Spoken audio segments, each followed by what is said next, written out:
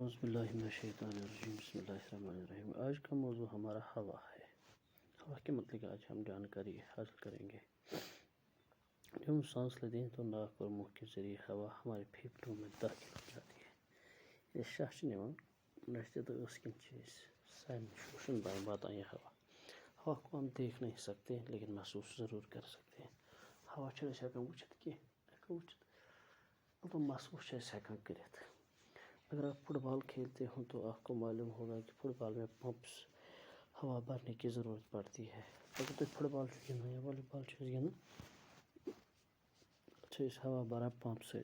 اسی طرح سائیکل کی ٹیوب میں بھی ہوا بھری رہتی ہے۔ سائیکل تک بھران تک میں ہوا آسان تک ٹیوبس مز۔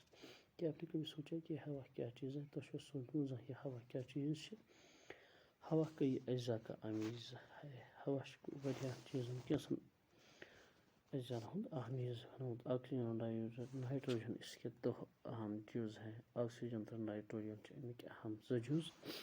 زمین کے ارد گرد کی ہوا میں 21% آکسیجن اور 78% نائٹروجن گیس ہوتی ہے۔ اس زمین وچان ات اندی 21% آکسیجن تو 68% نائٹروجن گیس۔ ان کے علاوہ ہوا میں پانی کے بخارات اور گرد غبار کے چھوٹے چھوٹے ذرے بھی پائے جاتے ہیں۔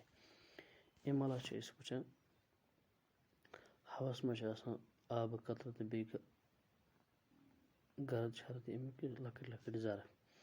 ایک اور گیس کاربن ڈائی آکسائڈ بھی ہوا میں شامل ہوتی ہے۔ بیاکھ گیس کاربن ڈائی آکسائڈ ہوس مز۔